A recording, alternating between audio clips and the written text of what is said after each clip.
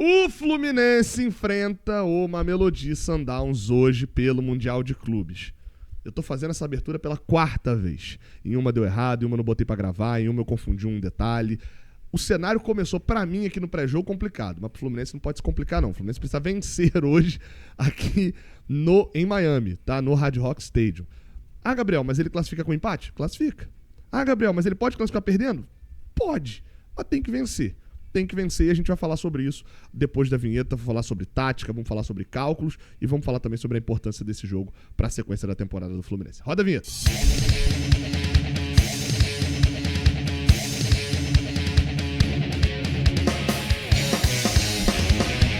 Eu sou o Gabriel Amaral, seja bem-vindo, você guerreira de todo o Brasil, de todo mundo, aqui é o canal Raiz Tricolor. Deixe um like aqui embaixo, tá? Se inscreva aqui no Raiz Tricolor e ative o sininho, tá? Muito importante você ativar o sininho, porque a gente vai estar ao vivo a partir de meio-dia no horário de Brasília. Fala, pô, Gabriel, mas eu acho que o jogo é 4 da tarde, você errou o horário? Não. 4 horas de pré-jogo. Quando tiver lá o RJTV, sei lá, algum programa da Casa TV, o Sport TV lá falando da vitória do Flamengo, falando que a seleção brasileira tem que convocar o time todo, jogou de vermelho e preto, tem que estar na seleção. Ah, porque o Corinthians, vamos falar do Corinthians. Quando eles estiverem cagando e andando no Fluminense, a gente vai estar ao vivo aqui falando do time que tu torce. E aí você não vai assistir. Aí eu fico indignado. Vai assistir sim, né? Conto com a sua audiência hoje e comenta. Estou aqui porque não estou assistindo a TV tradicional e porque dou moral pra quem fala de Fluminense. Não precisa comentar exatamente isso não, mas comenta isso lá que eu vou ver no pré-jogo. A partir de meio-dia, tá? No horário de Brasília. O jogo é às 4, transmissão, como eu falei, de Globo, Casa TV e Sport TV.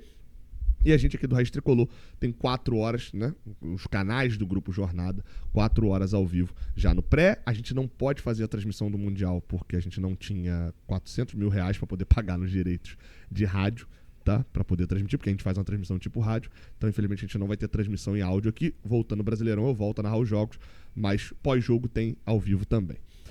Vamos lá, cara, por que eu falei de vencer e falei dessa situação? Porque assim, hoje o cenário é o seguinte: o Fluminense é líder do grupo F com 4 pontos, tem 2 de saldo. O Borussia Dortmund é vice-líder, tem 4 pontos, 1 de saldo. E o Mamelodi Sundowns é o terceiro com 3 pontos, 0 de saldo. Hoje o cenário é o seguinte: tem como o Fluminense vencendo o jogo, classifica. É primeiro ou segundo? Depende. Se o Fluminense vencer pelo mesmo placar, a mesma diferença de gols, o Fluminense vencer de 2-0, por exemplo, e o Borussia Dortmund vencer por 3-1 e o Fluminense por 2-0, a mesma diferença de gols, o Fluminense é líder do grupo.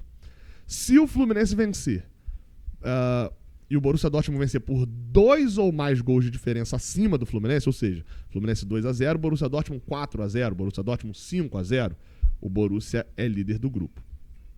Qual que é o detalhezinho? Se o Fluminense vencer e o Borussia Dortmund vencer por 1 gol a mais, aí vira uma conta de doido. Porque se eles vencerem por 1 gol a mais, mas os gols forem iguais, tipo 2-0 pro Fluminense, 3-1 pra eles, vai pra cartão, embola tudo, porque empata tudo. Agora, se eles vencerem, por exemplo, o Fluminense vencer por 4-2 e eles vencerem por 3-0, aí o Fluminense se classifica porque o Fluminense vai ter feito mais gol. O cálculo é muito complicado, você vai ter que ir acompanhando ao vivo matematicamente. O que importa é o seguinte: venceu, o Fluminense está classificado tranquilamente em primeiro ou segundo.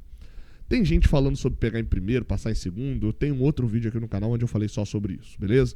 E eu explico essa parte toda do cálculo. Já em relação a empate, o Fluminense pode passar em primeiro com empate, dependeria do Borussia Dortmund não ganhar o Ulsan, empatando ou perdendo, e passaria. Agora, em relação à derrota, tem como o Fluminense passar. O Mamelodi Sundowns ganharia o jogo, o Fluminense teria que perder o seu jogo e o Borussia Dortmund também teria que perder o seu jogo. Em resumo, é isso. E a diferença de gols teria que ser a mesma. Então, o Borussia Dortmund teria que perder por 2-0 e o Fluminense também perder por 2-0, por exemplo. Mas assim, bad vibes total falar de passar com derrota. O Fluminense é melhor do que o Mamelodi, apesar de ser o time sensação do campeonato, o time com muita posse de bola, que envolve, que tem a bola, etc. E é mesmo, a gente vai falar no Bola e Campo, é um time que é inferior ao Fluminense, não tem discussão sobre isso. Então o Fluminense, hoje sim, eu olho para o Mamelodi e a gente tem que olhar como um time superior, mas não menosprezar. Falei algumas vezes aqui nesse canal, já desde que a gente começou a cobertura do Mundial, que o Mamelodi é o que a gente queria, o que a gente era lá em 2023, que é ser olhado como um time que não carrega apenas o seu histórico do continente. O Mamelodi não é mais um time africano, como o Fluminense de 2023 do Diniz não era mais um time brasileiro ou mais um time sul-americano. A gente tinha um diferencial, a gente tinha alternativas e tinha coisas interessantes para mostrar para o mundo. Dito isso, foi 4-0 o City na final. Então, poderia termos ganhado? Poderíamos. Sai aquele pênalti no Cano, enfim, poderia ter acontecido. Mas isso também não quer dizer que é sinônimo de vitória, a mesma coisa em relação a uma Mamelodi. Os caras fizeram 1-0, estavam jogando melhor que o Borussia, deram um gol, tomaram a virada para 4-1. Terminou 4-3 no final, eles contra os alemães. Então, o cenário é um cenário de incerteza. É um time que vai tentar ter a bola, mas é exatamente o time que o Renato... O tipo de jogo que o Renato já se deu bem algumas vezes. Vamos falar de bola e campo agora, né? Campinho está aí na tela. Provável escalação do Fluminense tem Fábio no gol, Samuel Xavier, Thiago Silva, Freitas e René, voltando os dois laterais, né? Imagino que a partida do Guga e do Fuentes não botou dúvida nenhuma na cabeça do Renato. Hércules, Martinelli e Nonato, e aí a premissa para os laterais vale a mesma em relação a Ganso e a Nonato, que achei que entrou bem no jogo. John Arias pela ponta direita, eu diria que é a única certezona. Na ponta esquerda você tem Canóbio. O Serna não aproveitou a chance dele titular no último jogo. Não achei que foi mal, mas não foi melhor do que o Canóbio no primeiro jogo. E tem rendido mais entrando na reta final dos jogos, porque é um jogador de velocidade que tem esse 1 contra 1 de velocidade, né? O tapa na frente, explorar a deficiência física já do adversário. Enquanto o Canóbio tem um mérito muito grande, teve um mérito muito grande contra o Borussia, que foi cansar o adversário. E se o Fluminense vai tentar fazer marcação em cima de uma Mamelodi para roubar a bola, o Canóbio é essencial. E o Keno, Gabriel? Acho que não teria condição física para render bem num primeiro tempo intenso. Então talvez ele precise, fisicamente é um problema pro Keno, entrar quando todo mundo já tá com 70% da carga, o 100% dele equivale a 70% da carga. Então acho que o Keno também fica mais para um possível segundo tempo. A dúvida, acho que principal de todo mundo é Cano ou Everaldo. Pela frase do Renato Gaúcho na coletiva no dia anterior ao jogo, eu estaria que vai de Everaldo. Tá? Acho que o cenário hoje é que ele vai de Everaldo. O Cano no último jogo, a gente tem que separar muito bem a análise e até em relação à crítica do ídolo Germancano do Germancano em campo. E por que eu tô falando isso? Porque eu acho que tem dois extremos aí que estão indo para caminhos completamente equivocados. Um é um desrespeito com o Germancano falar que ele precisa ir pro banco pro Everaldo. Olha só... Gente, calma lá. Quem parou pra assistir o jogo na última partida viu que o Germancano tava, assim, não era uma rotação, o Germancano tava de Minardi, de todo mundo de Ferrari, 2004. Vou falar uma que foi campeã, pelo menos.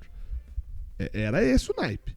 O Germancano, por várias vezes, o Serna dava pique pela esquerda, tentava dar o tapa, ia pra cima da marcação do Sam, e o Germancano não tinha chegado na área ainda. Fisicamente, ele não vai aguentar ficar correndo atrás da bola de uma Mamelodi se eles ficarem com a bola. Não é o jogo indicado pra ele. Ah, mas ele faria aquele gol que o Everaldo não fez. Provavelmente. Porque ele nem daria o tapa na frente, ele chutaria de primeira do meio de campo e acertaria o gol. A gente sabe o gênio maluco, o psicopata das redes que o Germancano é. Dito isso, fisicamente, não se apresentou apto.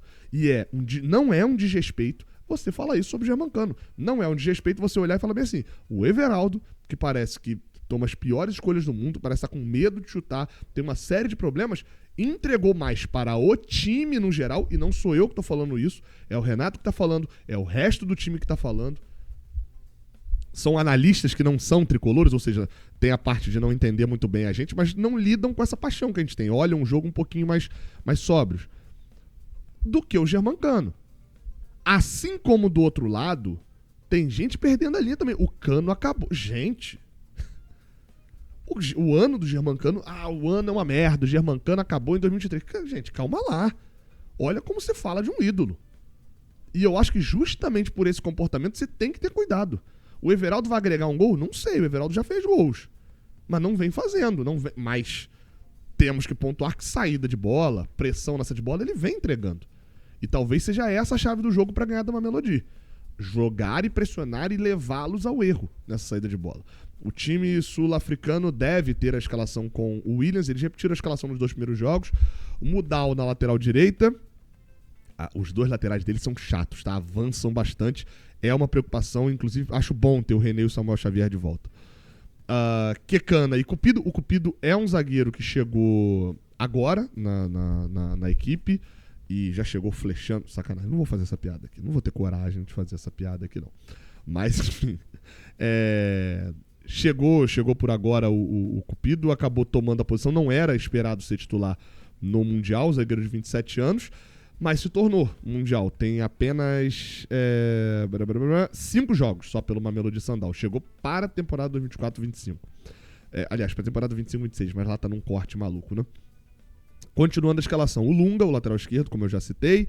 Aí vem o meio de campo, Mokoena, Allende, que é chileno. Não é o Allende do Inter Miami, é o Marcelo Allende, chileno, da equipe do Mamelodi. E tem 2 brasileiros, o Lucas Ribeiro, que joga um pouquinho mais centralizado, canhoto, fez um golaço contra o Borussia, inclusive.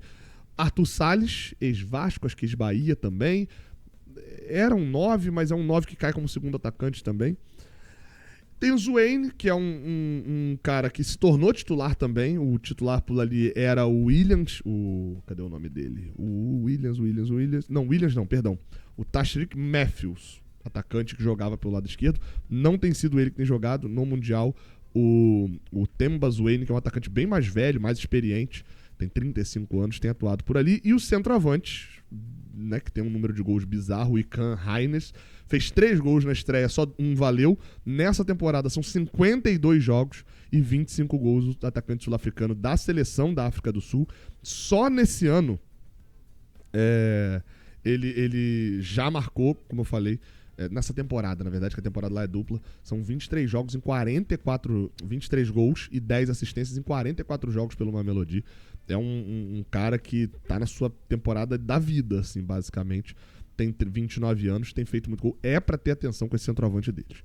Beleza? Esse é o time do Miguel Cardoso, treinador português. Eu acabei não botando aí na tela, mas é um treinador português que já assumiu o time com uma característica de ter muita posse de bola. Eles, vocês terem noção, o campeonato sul-africano, eles tiveram média acima de 70% de posse de bola.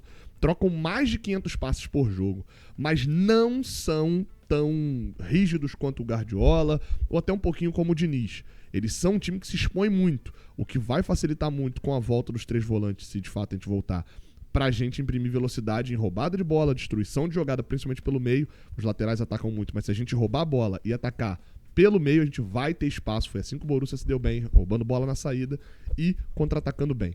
O Ulsan quase fez alguns gols na equipe do Mamelodi, porque aos 42 do segundo tempo, eles ganhando o jogo, eles estavam expostos, estavam dando mole na defesa, então é uma coisa que o Fluminense pode aproveitar. Eles são apelidados de The Brazilians, por isso essas cores aí também chamam um pouco a atenção.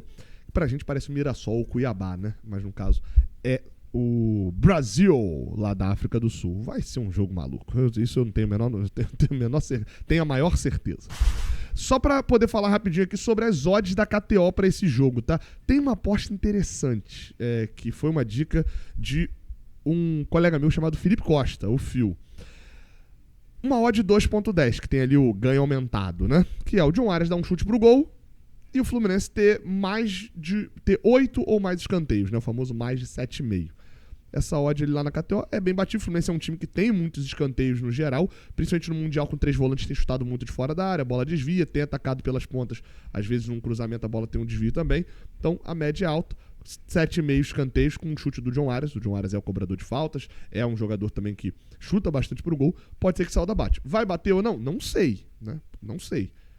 Então é bom ficar ligado, lembrando que é pra maior de 18 anos, é pra você jogar com responsabilidade, é pra ser uma diversão. Se não tá sendo divertido, não é pra você fazer. O link pra KTO tá aqui na descrição.